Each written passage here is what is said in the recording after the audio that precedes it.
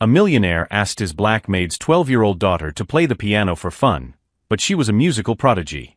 "Sophia, come here now," Robert Whitmore shouted from his Italian leather armchair, interrupting the lively conversation he was having with his millionaire guests.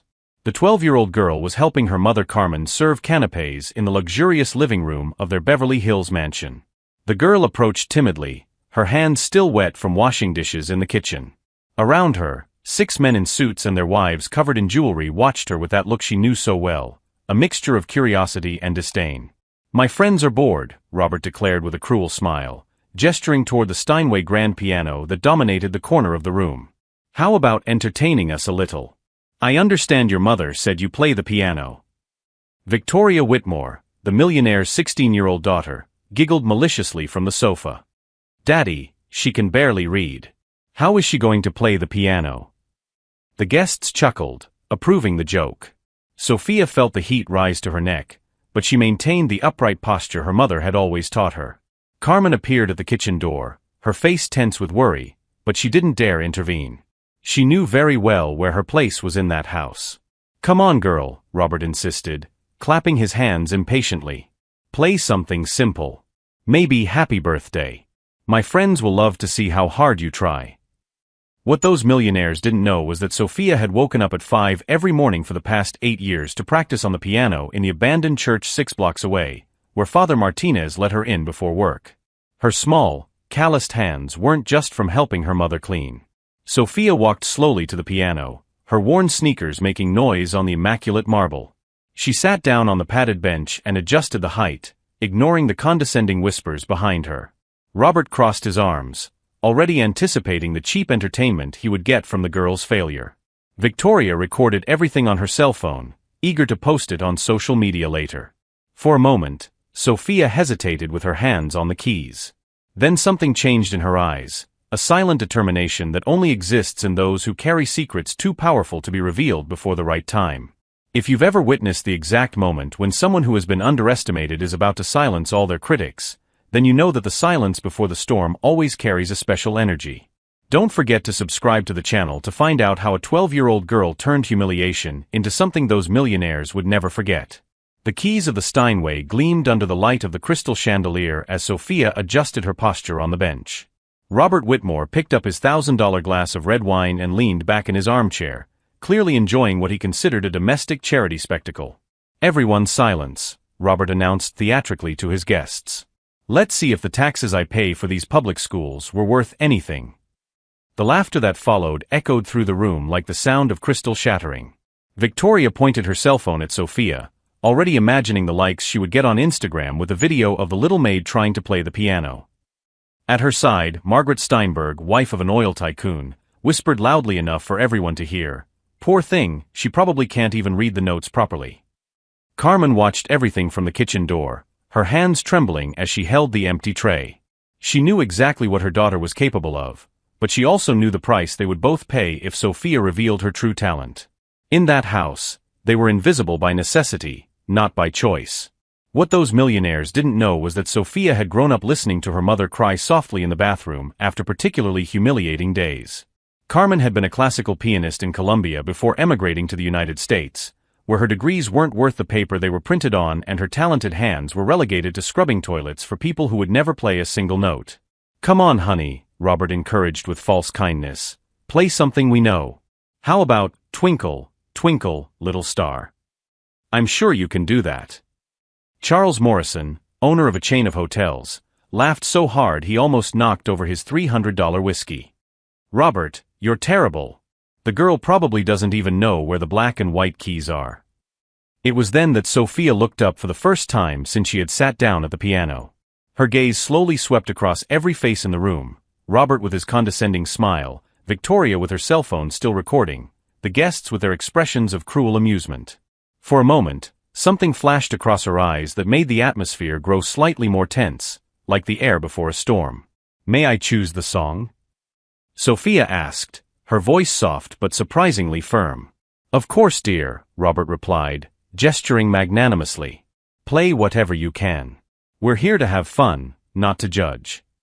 What Robert didn't know was that every morning, while he slept in his $15,000 king-size bed, Sophia walked 6 blocks in the cold to practice on the out-of-tune piano at St. Michael's Church. Father Martinez, an old Colombian who recognized the girl's talent, gave her access to the instrument in exchange for a few hours of cleaning.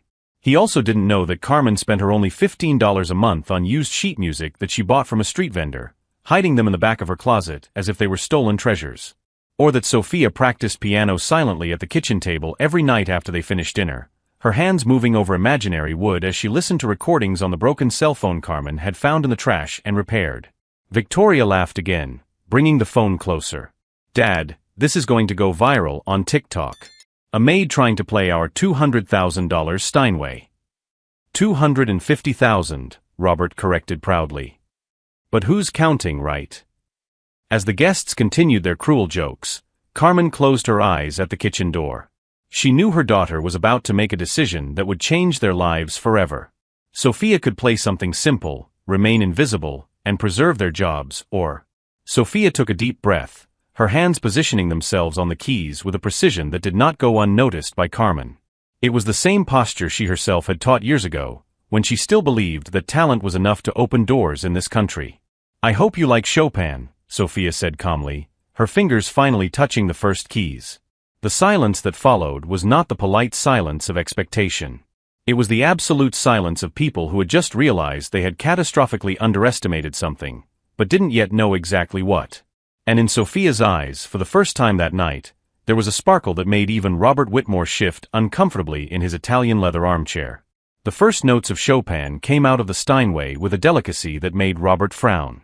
It wasn't the out-of-tune, hesitant sound he had expected from a girl from the suburbs. It was precise, technically correct. But it was still nothing to impress him. "Well, at least she knows where the keys are," Charles Morrison muttered to Margaret Steinberg, both of them still chuckling. Victoria continued recording, already imagining the ironic caption she would post, "When your maid thinks she can play classical piano." Sophia continued playing the nocturne in E-flat major, her small hands navigating the keys with a familiarity that began to catch his attention. Robert leaned forward slightly, confused. The technique was surprisingly good. Not perfect, but definitely beyond what he expected from someone who learned in public school. What Robert didn't know was that Sophia had spent the last 8 years waking up at 5 in the morning, walking 6 blocks in the cold of Beverly Hills to St. Michael's Church. Father Martinez, an old Colombian who had been a conservatory pianist in Bogota before emigrating, recognized the girl's raw talent the first day she showed up asking to just play a little, please. All the while Carmen cleaned the Whitmore's mansion, Sophia practiced on an out-of-tune piano from 1972, her small hands reaching for octaves that were still too big for her. Father Martinez not only allowed her to practice, he taught her, sharing decades of musical knowledge he had stored up since leaving his career to serve the Latino community of Los Angeles. "Mija," he would say, "talent knows no zip code. But discipline, that's what separates the dreamers from the artists." As Sophia reached the first climax of the piece, something changed in the atmosphere of the room. The guests stopped talking. The sound coming from the piano was no longer just technically competent, it had soul. There was interpretation. There were years of pain, hope, and quiet dedication flowing through every note. Carmen watched from the kitchen doorway, tears beginning to form in her eyes. She recognized every nuance of that performance because she was the one who first placed Sophia's hands on the keys when the girl was only 4 years old. Carmen had been the first violinist in the Medellin Symphony Orchestra before fleeing the violence that consumed her hometown. Her diplomas, her achievements, her entire life as a musician, all of it had been reduced to nothing the moment she stepped onto American soil. But she never stopped teaching her daughter. In the early hours of the morning, after the Whitmores were asleep, Carmen whispered music theory while Sophia practiced silent scales at the kitchen table. She spent her only $15 of monthly allowance on used sheet music, building a hidden music library in the small room they shared in the back of the property. Robert began to shift uncomfortably in his chair. The music was beautiful. More than beautiful. It was moving. And that wasn't part of the plan. He wanted entertainment, not art. He wanted confirmation of his superiority, not questions about her. That was when the front door opened and someone walked in who would change everything. Dr. Patricia Williams, music critic for the Los Angeles Times and a personal friend of Robert's, had arrived early for the dinner that would follow the cocktails. She stopped in the foyer, frozen by the sound coming from the main room. Patricia had spent 40 years of her life immersed in classical music. She had heard the world's greatest virtuosos, from concert halls in Vienna to conservatories in Moscow. And what she was hearing now, coming from the Whitmore living room, was undeniably extraordinary. Without making a sound, she approached the entrance to the room and watched the scene unfold. A 12-year-old black girl, clearly from a humble background, performing Chopin with an interpretive maturity that rivaled professional pianists.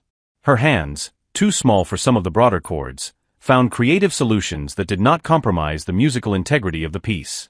"My God," Patricia whispered to herself, recognizing immediately that she was witnessing something rare. Meanwhile, Victoria had stopped recording. The mocking smile disappeared from her face when she realized that something was different. The adults were no longer laughing. They were listening. Really listening. And some seemed genuinely impressed. "Daddy," she whispered to Robert, "how much longer is she going to play?" Robert didn't answer. For the first time in his adult life, he was being forced to confront the possibility that he had catastrophically underestimated someone. The music coming from the piano wasn't just good, it was exceptional. And it was coming from a source that his prejudice had categorized as impossible. Sophia was nearing the end of the nocturne, her hands dancing across the keys with a confidence that grew with each bar. She could feel the change in the atmosphere. She could sense that she had earned the audience's genuine attention. But what they didn't know was that Chopin was just the warm-up. Father Martinez had taught her something fundamental. When people try to diminish you, piss on them. You don't just show them you're competent. You show them you're extraordinary. And Sophia had saved her true extraordinary talent for the right moment.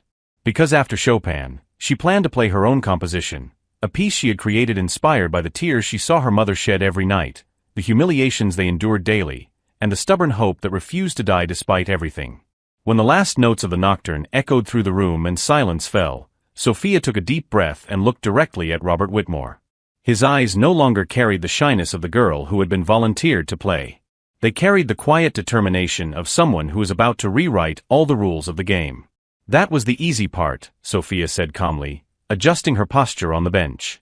"Now I'm going to play something I composed with you in mind." The first notes of Sophia's original composition echoed through the room like a silent earthquake.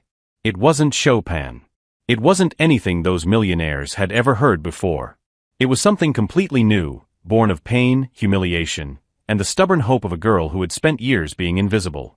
The melody began softly, almost whispered, like Carmen's footsteps through the mansion's corridors before dawn. Then it grew, incorporating rhythms reminiscent of the heartbeat of a mother who works 16 hours a day to support her daughter. Sophia's fingers danced across the keys with a precision that drew Dr. Patricia Williams closer to the entrance of the room. "My God," Patricia whispered, discreetly pulling out her cell phone to record. In 40 years as a music critic, she had rarely witnessed such compositional maturity in someone so young. Robert Whitmore had stopped drinking his wine. The liquid remained suspended in the air as he tried to process what he was hearing. This wasn't just music, it was a complete narrative, a symphony of experiences he could never fully understand, but which touched him in an inexplicable way. Victoria slowly lowered her cell phone. The video she had planned to post mocking the little maid now showed something completely different. It showed an artist. A true artist performing an original masterpiece while she, with her years of expensive private lessons, could barely play Fur Elise without making a mistake. The composition evolved into a more complex movement, where Sophia incorporated techniques she had secretly learned from Father Martinez, jazz harmonies superimposed on the classical structure, creating something unique that spoke directly to the soul of the listener. Carmen had approached the kitchen door, tears streaming down her face. She recognized every note, every pause, every crescendo. That song told their story, mother and daughter fighting against a world that insisted on diminishing them. Charles Morrison had stopped mid-sip of whiskey. Margaret Steinberg held her breath. The other guests were completely mesmerized by what they were witnessing. It wasn't possible. A 12-year-old girl from the suburbs couldn't be playing with such mastery. Then Sophia took the music to a level none of them were prepared to hear. Her small hands executed a passage of speed and technical complexity that rivaled the world's greatest virtuosos. The $250,000 Steinway was finally being played by someone worthy of its potential. Dr. Patricia Williams entered the room completely, not caring about social etiquette. "Robert," she whispered urgently, "do you know who that girl is?" She's She's my maid's daughter, Robert replied, his voice sounding strange and distant. Robert, I need to talk to her immediately. What we're hearing, it's extraordinary. This girl has a talent that comes once in a generation. The climax of the composition came like an emotional storm. Sophia channeled years of silent humiliation, of dreams whispered in the dark, of waking up at 5 in the morning to practice on an out-of-tune piano. Each note carried the weight of injustice and the strength of resistance. Victoria realized with growing horror that she was the one who had insisted that Sophia play. She was the one who had recorded everything, inadvertently documenting her own embarrassment. The video on her cell phone now clearly showed her arrogance being shattered by a display of talent she could never hope to achieve. When Sophia executed the final movement, a passage that incorporated elements of Colombian classical music that Carmen had taught her in secret, the emotion in the room was palpable. There was something deeply unfair happening there, and everyone knew it. Robert Whitmore, accustomed to being the most important person in any room, found himself completely diminished by a girl he had treated as cheap entertainment. Worse, he had done so in front of Dr. Patricia Williams, one of the most respected music critics on the West Coast. The last notes of the composition echoed through the room like a final judgment. The silence that followed was absolute, not the polite silence of expectation, but the stunned silence of people who had just witnessed something that completely defied their worldviews. Dr. Patricia Williams was the first to break the silence, initiating a slow, reverent round of applause. Extraordinary, she said, her voice heavy with professional and personal emotion. Absolutely extraordinary. Sophia remained seated at the piano, her small hands still on the keys, staring directly at Robert Whitmore. There was no arrogant triumph in her eyes, only the quiet dignity of someone who had just proven a fundamental point about human value and hasty judgments. That song, Sophia said quietly, is called Invisible. I wrote it thinking about all the people you see every day but choose not to really see. Robert swallowed hard, finally understanding the full extent of his ignorance. He had treated a genuine musical prodigy as domestic entertainment. Worse, he had done so deliberately, to humiliate her. Carmen approached her daughter for the first time without asking permission, unconcerned with class protocols. She placed her hand on Sophia's shoulder with a pride she could no longer hide. Victoria looked down at the cell phone in her hands, realizing she had recorded her own public humiliation. The video clearly showed her initial cruelty and subsequent transformation from mockery to forced admiration. If this were shared, and she knew it would be, her social reputation would be destroyed. But what none of them knew yet was that Dr. Patricia Williams had recognized something more than just exceptional talent in Sophia's performance. She had recognized the musical signature of someone she knew very well, Carmen Morales, former first violinist of the Medellin Symphony Orchestra, who had mysteriously disappeared from the international music scene 15 years ago. As the guests slowly began to process what they had witnessed, Patricia approached Carmen with an expression that promised that the night was only just beginning to reveal its deepest secrets. Carmen Morales, said Dr. Patricia Williams, approaching Sophia's mother with eyes shining with recognition. First violinist of the Medellin Symphony Orchestra. She disappeared from the music scene 15 years ago after receiving the Latin Award for Musical Excellence. The silence in the room became deafening. Robert Whitmore, who seconds earlier had discovered that he had been treating a musical prodigy as domestic entertainment, now faced an even more devastating reality. His housekeeper was one of the most respected musicians in Latin America. Carmen lifted her chin for the first time in 15 years of silent servitude. Dr. Williams, she replied with the dignity she had buried to survive. It is an honor to see you again. You know her. Robert stammered, his arrogance evaporating quickly. Patricia turned to him with a look that could freeze hell. Robert, you had one of the greatest musicians in the hemisphere cleaning your toilets for 15 years. And your daughter, one of the most promising prodigies I've ever seen, serving your canapés. Victoria, still holding the cell phone that had documented her own social downfall, watched in horror as her privileged life crumbled in real time. The video she had recorded mocking Sophia now showed a 12-year-old girl performing music with a mastery she would never achieve after years of expensive private lessons. I didn't know, Robert whispered, finally realizing the catastrophic extent of his ignorance. Of course you didn't, Patricia replied contemptuously. People like you never do. They see uniforms instead of people, accents instead of stories, origins instead of talent. Dr. Patricia Williams wasted no time. The next morning, she published a devastating article in the Los Angeles Times titled The Symphony of Invisibility: How the Beverly Hills Elite Wastes Genius. The article detailed not only Sophia's extraordinary talent, but also the criminal negligence of a society that allows people like Carmen Morales to clean bathrooms instead of conducting orchestras. Victoria's video spread across social media like wildfire, but not in the way she had planned. #PrivilegedGirlGetsSchooled went viral, racking up 15 million views in 48 hours. The comments were relentless. Imagine paying thousands for piano lessons and being humiliated by a 12-year-old girl. That's the difference between privilege and real talent, arrogance being shattered live on air. Robert tried to control the damage by hiring an elite public relations firm, but it was too late. The Los Angeles Symphony Orchestra offered Carmen a position as assistant conductor.